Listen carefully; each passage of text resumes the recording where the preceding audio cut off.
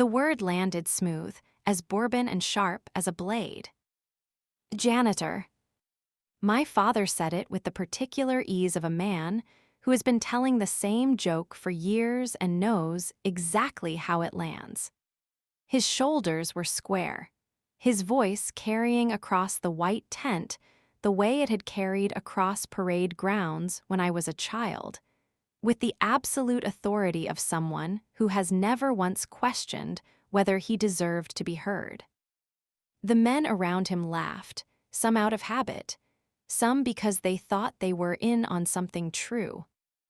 I kept walking, my heels pressed into the grass, my eyes fixed on the glowing edge of the tent. My jaw held the specific tension of someone who has learned, over years of practice, to keep everything that matters completely off her face. My name is Lieutenant Commander Kennedy Walsh, United States Navy. And tonight, at my sister Claire's wedding reception, my father had just introduced me to a table of men in pressed suits as his daughter who cleans up after the real soldiers. What none of them knew, what I had never told anyone in this tent, was that 18 months ago, I had spent 72 hours without sleep coordinating the extraction of 2 American officers from hostile waters in the Philippine Sea. They came home because of decisions I made. I was currently wearing the ribbon that proved it. I hadn't planned to explain that tonight. I hadn't planned for any of this. But a 15-year-old boy with a phone and a strong signal was about to make the entire room understand something my father had refused to see for 20 years. Let me take you back. Not to the tent. To a house where the clocks ran on military time and the only service that counted was the kind you could see from a parade ground. My father, Colonel Raymond Walsh, retired, had spent 26 years in the United States Army Infantry. He had the posture of a man who had never once let his shoulders drop and the specific certainty of someone who had decided, early in life, exactly what strength looked like and had never revisited the question. In his framework, service meant dirt under your fingernails, a weapon in your hands, boots on hostile ground. Intelligence work, logistics, operational coordination, those were shadows, support roles. The kind of thing you mentioned in passing and then redirected the conversation toward the people doing the real work. I was 8 years old the first time I understood that I was never going to be legible to him, in the way my brother Daniel was. Daniel was 17, already shaped for it, the jaw, the posture, the appetite for visible competition. My father watched him the way you watch something that confirms everything you already believed. He watched me the way you watch something you can't quite categorize. When I enlisted at 19, I thought I was meeting him on his turf. I threw myself into training, clawed my way into assignments that would test anyone, worked nights and weekends on problems that had no clean solutions, made decisions that I knew I would carry for the rest of my life. And still, at family dinners, I heard him telling relatives I kept the lights on for the real guys. At first I laughed with him. It was easier than explaining what my work actually meant. Over time, the laugh became a tight smile I could wear without thinking. What he never understood, what I never told him, was that the most dangerous work doesn't make headlines.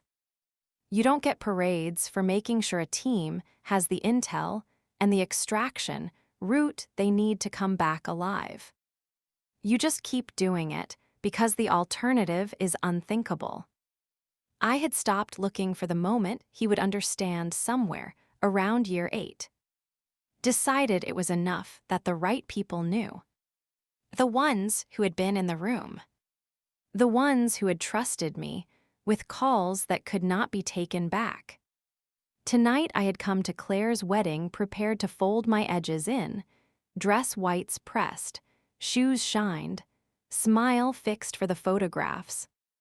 I had expected to swallow whatever he threw.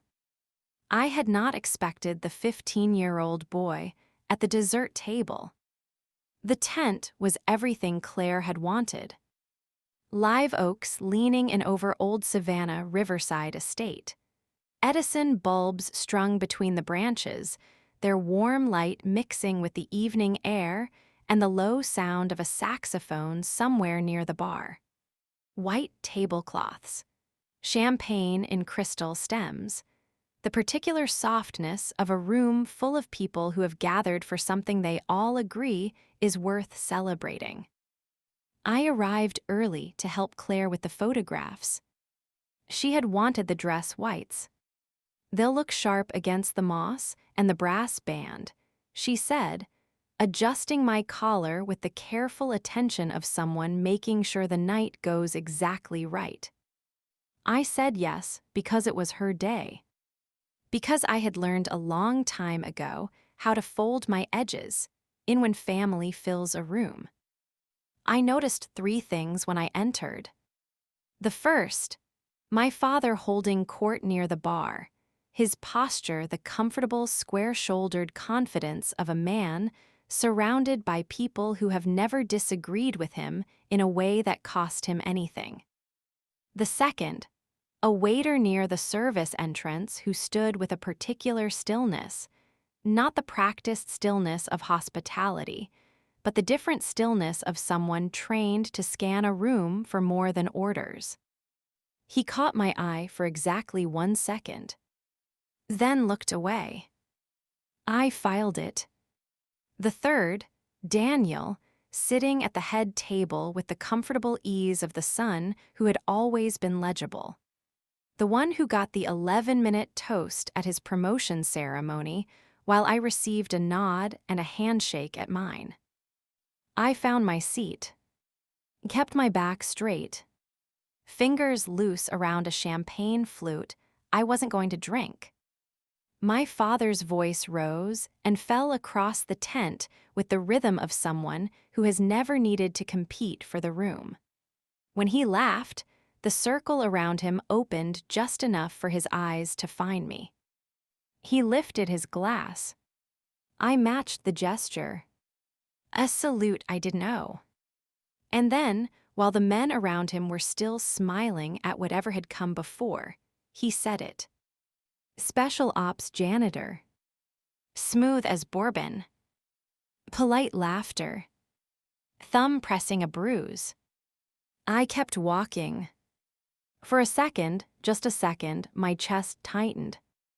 Not from humiliation. From recognition. He was still telling the same story about me. The same story he had been telling since I was 19 years old, and handed him my enlistment papers, and watched his expression do the specific calculation of a man deciding whether this qualified. It hadn't then. It still didn't. I had spent 20 years becoming someone the most critical people in my field trusted completely. And in this tent, in this dress, I was still the janitor. I let the feeling move through me, and then I let it go. The way you let things go when you've practiced it long enough that the muscle memory is stronger than the sting. I kept my face exactly as it was. Kept walking toward the cake table. And that was when the boy at the dessert table said, "Oh my God," loud enough for the entire east side of the tent to hear. He was 15 at most. Navy blue suit 1 size too large. Phone held up like proof of something impossible. It's her on TV. The nearest guests turned first, the reflexive attention of people near a sudden sound. Then the ripple moved outward, table to table, the way things move through a crowd when something has shifted that cannot be unshifted. Phones appeared, screens lit. the blue-white glow of 8, 10, 12 devices catching the warm lamplight. I caught flashes of myself. A podium in Washington, the Hall of Heroes banner behind it, the row of ribbons on my chest catching the stage lights. The caption underneath: Lieutenant Commander Kennedy Walsh, Distinguished Service, Classified Joint Operations. I hadn't told anyone. Not Claire, not my mother's. And certainly not my father. Partly because the details were still restricted. Mostly because after 20 years of the same dismissive joke delivered with the same easy grin, I had stopped expecting anyone in this room to see me differently. Across the tent, my father was still at the bar. The easy grin was gone. His gaze had locked onto one of the glowing screens. His posture, the reliable square of it, the decades of practiced command authority, had gone completely still in the way that things go still right before they change. The phone reached someone beside him. He took it. Read whatever was on the screen. His hand shifted on the champagne stem. The crystal slipped, shattered against the polished wood floor. The sound of it was a clean, bright note in the middle of all the soft wedding noise. Conversations died mid-sentence. The saxophone faltered. A single note hung in the air longer than it should have. I did not move. I let the silence do the work. That's when I noticed something strange. The waiter near the service entrance, the one who had caught my eye, had moved again. He was now closer to the center of the room, positioned with the unhurried efficiency of someone who had been expecting something and was watching to confirm it. And inside my jacket pocket, a sealed envelope I had carried for 3 days and not yet opened, delivered to my base address by courier. No return designation, my name and rank in handwriting I didn't recognize. I had meant to open it before the wedding. I had not. I pressed my hand against my jacket once, felt the edge of it through the fabric. Then I sat back in my chair and waited for what came next. The reception had built itself around my father's gravity for the better part of 3 hours. His stories, his laughter, the practiced boom of a voice that had spent decades filling rooms and had never learned how to modulate itself for spaces that didn't require command. I want to be precise about what he had said. Not janitor in passing, not as a throwaway, but with the specific relish of a man delivering a line he had been saving for the right audience. My daughter, he had said, one hand lifting his glass toward me across the tent, is what we call special ops support, which is the military's polite way of saying she cleans up after the real soldiers. 6 men in pressed suits had laughed, some out of genuine amusement, some because they understood that laughing with Colonel Walsh was simply the correct social response in his vicinity. He had smiled at me over the rim of his glass, with the particular warmth of a man who believed he was being affectionate. And I had matched his smile with the particular warmth of a woman who had made peace, years ago, with the fact that this man was constitutionally incapable of seeing her. What I had not made peace with, what I had never fully admitted, was how much it still cost me. Not the dignity. I had enough of that. The recognition. That specific, stubborn, 20-year-old ache that I had told myself 1,000 times I had outgrown. There is a man alive right now in a country whose name will not appear in this story because it is still classified, because of a decision I made during a typhoon. A lieutenant, 26 years old, a wife waiting in Portland. He has no idea my name exists. That is how the work is supposed to go. But standing in this tent in my dress whites, while my father's champagne glass lay shattered on the floor, and 200 people held glowing screens showing the truth I had never said out loud. For once, I did not have to say it. The silence stretched. Then someone near the head table spoke. The voice was careful, almost tentative. "Lieutenant Commander Walsh, is that really you in this video?" Every head turned. I stood slowly. The scrape of my chair was loud in the quiet. "Yes," I said. My voice was steady. My pulse was sharp in my fingertips, but my hands stayed relaxed at my sides. "That's me." A murmur moved through the tent. Not the gossiping kind. The quiet recalibration that happens when people realize they have been operating with the wrong information. A woman in a floral dress near the second table leaned forward. "What did you do?" I looked across the tent at my father. He was motionless, the shards of his glass still scattered at his feet. His hands empty. The easy authority of his posture had not disappeared, but something underneath it had the specific confidence of a man standing at the edge of a map he had drawn himself, staring at a coastline that shouldn't exist. "I did my job," I said simply. And then, because the room had earned the honest version, sometimes the job takes you places you can't talk about, places where you make decisions fast and carry them forever. We had 2 of our own stranded in hostile waters. There was a storm. We used it. I gave them the version that contained no classified coordinates, no names, no operational specifics. Just the shape of it. The weight of it. A few people nodded. A retired Coast Guard officer at the back of the tent. I recognized his posture before I recognized his face, stood up and gave me a crisp salute.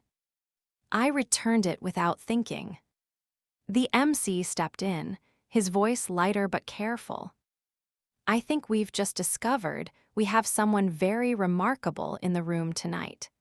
Ladies and gentlemen, please raise your glass to Lieutenant Commander Kennedy Walsh." Chairs scraped. Glasses lifted.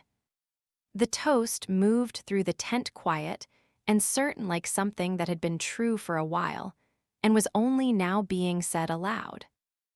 Over the rim of my glass, I found my father's eyes. No smile. No apology. Something else.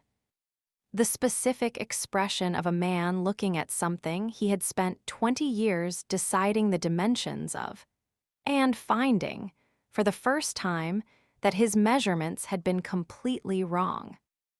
My father found me near the edge of the tent 30 minutes later. The reception had found its rhythm again, the music warmer now, the conversations looser, the specific ease of a room that has processed something and come out the other side. He came alone. No audience. No glass. Just the posture and the weight of a man who had spent his entire adult life moving through rooms where his authority was the weather, constant, assumed, unquestioned. He stopped in front of me. For a moment, neither of us spoke. "The Philippine Sea Operation," he said finally. Not a question. A statement. The voice of a man who had read enough classified briefings in his career to recognize the architecture of what I had described, even stripped of its specifics. "I can't confirm details," I said. No, a pause, but the ribbon tells me enough. I waited. He looked at the ribbon, looked at my face, and I watched something move across his expression that I had not seen there in 20 years. Not pride. Not yet. Something earlier than pride. The specific, private recognition of a man confronting the gap between what he assumed and what was true, and understanding, perhaps for the first time, how wide that gap had become. The janitor joke. I know, I said quietly. I've been saying some version of it for 20 years, I said, I know. He was quiet for a long moment. The river beyond the estate was dark and still, and the Edison light swayed slightly in a warm evening breeze. I didn't understand what you did, he said finally. No, I agreed, you didn't. He looked at me again. And I understood then that this was not the moment he would tell me he had been wrong. That moment might not come with words. It might come later, or differently, or not at all in any form I had spent 20 years imagining. But something had cracked open tonight that could not be closed. Not by him. Not by me. Something that had been waiting, patient and quiet and perfectly certain, for the right room. I heard the speech, he said, on the phone they were passing around, the one from Washington. I nodded. This honor belongs to the team who stood watch when others slept, he said slowly. Like he was testing the words, like he was hearing them for the first time even though they were mine. Who carried the weight when others could not, who brought our people home. A pause. That's what you do. That's what I do, I said. He nodded once. Then he turned. Walked back toward the tent. His shoulders still square. His posture still the posture of a man who does not know how to be small. But slower than before. Carrying something. The teenage boy found me near the live oaks a few minutes later. He looked sheepish. He was staring at his shoes. I didn't mean to cause a thing, he said. My uncle was special ops. I've heard the stories. I saw you on the TV earlier this week, and then when I saw you here I didn't think. I crouched slightly, so our eyes were level. You didn't embarrass me, I said. You don't need to apologize. He looked up. What you did in that operation, he said, do you ever get scared? I thought about 72 hours in a converted warehouse with outdated servers and a clock that was running in the wrong direction. I thought about the typhoon warning and the half of command that wanted to scrub it. I thought about the moment I pushed back. Every time, I said, the ones who say they don't are either lying or not paying close enough attention. He was quiet. What made you push through it? I thought about that for a moment. 2 people who needed to come home, I said. That's all it ever is. You don't work for the ribbon, you work for the people. He nodded the way someone nods. When they've heard something, they'll keep turning over in their mind long after the night ends. I stood up, stepped back into the tent. The warmth and light folded around me. The music had swelled. Claire was spinning on the dance floor, her veil catching the warm air, her face luminous with the specific joy of a night going exactly right. She had no idea what had happened in this room tonight. I was glad. It was her night. The shards of my father's champagne glass had been swept away. Someone impressed Black had taken a brush and a dustpan and made the floor clean again. I thought about that. Some things you can clean up. Others you leave where they fall and let the meaning of them sit in the room. My father was back near the bar with his old army friends. His easy grin had returned, as though nothing had changed. But across the tent, people who an hour ago had laughed at a punchline were now watching me with a different kind of attention. Not the gossiping kind. The quiet kind. The kind that precedes a recalibration. I found my seat, reached into my jacket pocket, pulled out the sealed envelope. I opened it.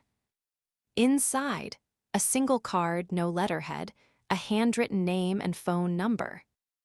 At the bottom, in clean, deliberate script, there's a position opening in the spring, the kind that doesn't get announced.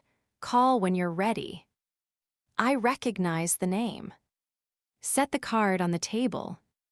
Looked at it for a long moment. Then I folded it and put it back in my pocket. I slipped outside near the end of the evening. The night was cooler than inside the tent, carrying the faint salt of the nearby river. Strings of white bulbs swayed between the old oaks.